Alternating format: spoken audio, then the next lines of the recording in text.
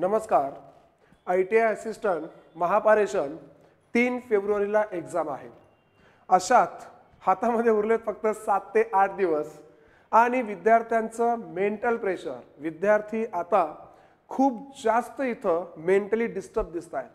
मी जसं काउन्सिलिंगमध्ये ऑब्झर्व केलं, विद्यार्थ्यांच्या ग्रुपमध्ये मी चर्चा बघितल्यात, विद्यार्थ्यांचे पर्सनली मेसेज देखील आलेत की सर या पुढच्या 7 ते 8 दिवसामध्ये नेमकं करावं तरी काय आणि आम्ही या प्रेशरला हँडल कसं करावं. सर गणित विषयाची भीती वाटते, सर आम्हाला बुद्धिमत्तेमध्ये डिफिकल्टी काय येईल याचे कुठंतरी प्रेशर डोक्यामध्ये आहे, किंवा टेक्निकलमध्ये किती स्कोर गरजेचा आहे, मिनिमम कट ऑफ किती लागेल, अशा अनेक गोष्टी तुमच्या डोक्यामध्ये चालू आहे आणि या गोष्टींमुळे विद्यार्थी खूप प्रेशराइज होतोय. तर हा व्हिडिओ फक्त मी तुमच्यासाठी बघतोय. व्हिडिओ शेवटपर्यंत आवर्जून बघायचा आहे. मी कृष्णा पाटील सर्वांचं आजच्या या व्हिडिओमध्ये स्वागत करतोय. चॅनलवर जर नवीन असाल तर चॅनलला सबस्क्राईब करायला विसरू नका. व्हिडिओ जर आवडला तर शेअर आणि लाईक करायला विसरू नका. चला आता वन बाय वन एक टॉपिक एक तुमचे जे प्रश्न आहेत त्याला मी डिस्कस करतो. सगळ्यात पहिला प्रश्न आहे, सर या 7 ते 8 दिवसामध्ये आम्ही काय करावं. अतिशय महत्त्वाची गोष्ट लक्षात घ्या, या 7 ते 8 दिवसांमध्ये आपण नेमकं जी काही ऍक्टिव्हिटी करणार आहोत, आपण आता कोणकोणत्या गोष्टीकडे वळणार आहोत, कोणत्या गोष्टी फॉलो करणार आहोत त्याच्यावर जरा जास्त फोकस असू द्या. असं व्हायला नको खोदा पहाड निकला चुहा. म्हणजेच 7 दिवसामध्ये प्रचंड मेहनत केली आणि एक्झाम मध्ये बघतो तर काय 2, 3, 4, 5 मार्कांचा फायदा झालाय. मग आपण जर असं केलं, या 7 दिवसामध्ये प्रत्येक दिवसाला जर मी 2-2, 3-3 मार्क टार्गेट ठेवलं की या ऍक्टिव्हिटीमध्ये वाढले पाहिजे, तर अशा ऍक्टिव्हिटी फॉलो करा जेणेकरून पुढच्या 7 दिवसामध्ये तुमच्या आता जे मार्क्स मिळतात त्याच्यापेक्षा 20-25 मार्क शिल्लक मिळाले पाहिजे. म्हणजे सिलेक्शन आपल्यापासून दूर नाहीये, याला तुम्ही एक ऑपॉर्च्युनिटी म्हणून पण घेऊ शकतात. त्यामुळे प्लॅनिंग थोडासा प्रॉपर असू द्या. सर या प्लॅनिंग मध्ये काय केलं पाहिजे, लक्ष द्या. या प्लॅनिंग मध्ये सध्या तरी मी सांगेल की ऑनलाईन टेस्ट जेवढं काय तुम्हाला देता येईल तेवढं द्यायचा प्रयत्न करा. ठीक आहे, प्रत्येक दिवशी एक फुल लेंथ ऑनलाईन टेस्ट आणि त्याचं अनालिसिस मात्र करायला विसरू नका. कॉन्फिडन्स वाढवण्यासाठी मी आणि अरविंद सरांनी जी ऍक्टिव्हिटी चालू केलेली आहे, दररोज आम्ही टेक्निकल आणि नॉन टेक्निकल या दोघांचेही फुल लेंथ टेस्ट तुमच्या समोर घेऊन येतोय. या टेस्ट ज्या आम्ही तुम्हाला देणार आहोत त्या आम्ही स्वतः सोडवून दाखवणार आहोत, जेणेकरून तुमच्या लक्षात की टाइम मॅनेजमेंट कसं असलं पाहिजे, जेणेकरून तुम्हाला समजलं पाहिजे प्रत्येक प्रश्न कशा प्रकारे टॅकल केला जातो, तिथं आपलं क्वेश्चन सिलेक्शन इम्प्रूव्ह झालं पाहिजे.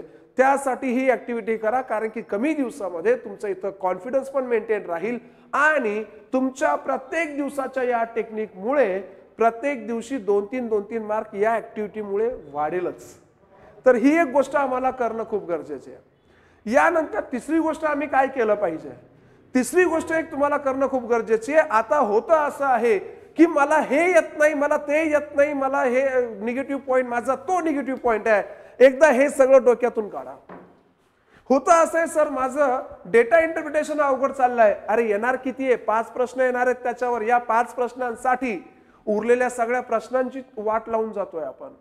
एक डोक्यामध्ये असतं सर फक्त 80% अभ्यास झालेला आहे, 20% नाही झाला. अरे ते 20% नाही झाला हरकत नाहीये, पण या 80%ला प्रॉपरली बरोबर सॉल्व्ह कर, कमी वेळेमध्ये सॉल्व्ह कर आणि 100% बरोबर सॉल्व्ह कर. आपलं पण सिलेक्शन होणार आहे. म्हणजे म्हणजे जी गोष्ट आपल्याला एकदम डिस्टर्ब करते त्याच्यावर फोकस न करता ज्या गोष्टी आपल्या झाल्या आहेत त्याच्यावर विश्वास ठेवा आणि त्या अनुषंगाने पेपरला तुम्ही अप्रोच व्हा. मे बी तुम्हाला खोटं वाटेल, पण असे काही विद्यार्थी असतील ज्यांचा फक्त 70-80% अभ्यास झालेला आहे, त्यांचंही सिलेक्शन इथं होणं पॉसिबल आहे. उलट मी म्हणाल त्या विद्यार्थ्यांचं सिलेक्शन होणं पॉसिबल आहे, कारण की त्या 70-80% झालेल्या विद्यार्थ्याला 100% पेपर सॉल्व्ह करावा असं मनामध्ये विचारच नसतो. तो फक्त विचार करतो जे मला येतं मी पटपट सॉल्व्ह करतो. पण ज्याचा 100% अभ्यास झालेला आहे त्याला हे कळत नाही की बाबा या क्वेश्चनला किती वेळ दिला पाहिजे, या क्वेश्चनला किती नाही दिला पाहिजे. तो काही क्वेश्चन इगोवर घेतो, मी याचा अभ्यास केलाय, याचा अभ्यास केलाय, मी याचा अभ्यास केलाय. तिथं टाइम मॅनेजमेंट चुकतं, या स्किल्स चुकतात.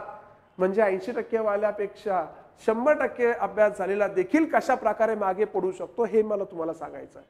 तर डिस्टर्ब होऊ नका. 80% अभ्यास, 90% असेल, काहीही असो, फक्त स्किल्स या 7 दिवसामध्ये कसे इम्प्रूव्ह करता येईल आणि या स्किलमुळे तुमचे मार्क्स येणार आहे. आता तुम्ही कितीही पुस्तकं वाचा, आता तुम्ही कोणत्याही टॉपिक वाईज प्रॅक्टिस करा, काही काडी मात्र फायदा होणार नाहीये. आता फक्त आणि फक्त एकच गोष्ट करायची आहे, स्किल्स आमची इम्प्रूव्ह झाली पाहिजे.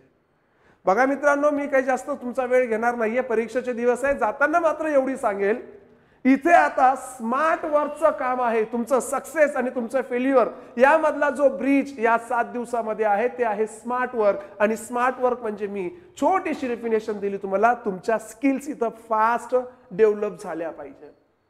या स्किल्समध्ये तुमचं क्वेश्चन सिलेक्शन, या स्किल्समध्ये तुमचं टाइम मॅनेजमेंट, या स्किल्समध्ये तुमचं एक्झामचं प्रेशर हँडलिंग, या सगळ्या गोष्टी इन्क्लूड आहेत. मग जेवढा तुमचा अभ्यास महत्वाचा आहे तेवढाच या स्किल्स देखील महत्वाच्या आहेत. सो सगळ्यांना माझी हंबल रिक्वेस्ट आहे बाळांनो, जास्त प्रेशराइज न होता जे काही येत आहे त्याच्यावर विश्वास ठेवून तुम्ही पेपरला जा.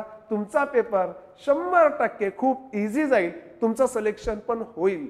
तुम्हाला मागे जर कोणी या 5-7 दिवसात टाकेल तर ते फक्त तुमचे विचार असतील, तुमचे निगेटिव्ह विचार असतील.